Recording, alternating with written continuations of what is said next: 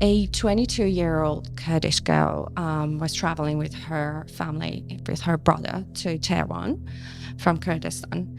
And she gets arrested by the so-called morality police, who are in charge of arresting girls who they say they don't have a good hijab or their hair is out. So this girl, regardless of how much they, begged the officers to let them go because they didn't know anyone in the city, and so they kicked her brother away and arrested her, and they forced her into a van, and they took her for some Islamic education classes.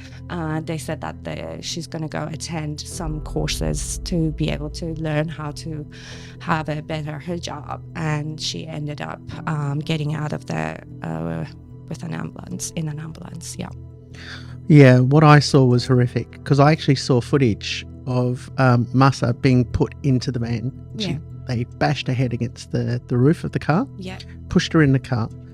Some say she was beaten by the morality police, fell into a coma. 3 days later, she died.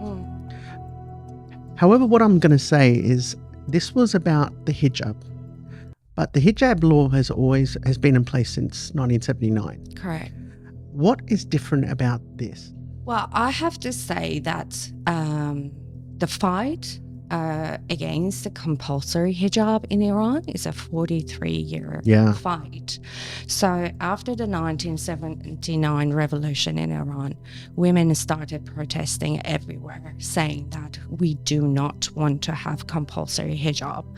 And the Islamic police started attacking them. They started throwing randomly acid to their faces. What? And cutting their faces with sharp razors and knives. And that is how they actually forced us, my parents' generation, because I wasn't born yet. So I was born like 3 years after the revolution.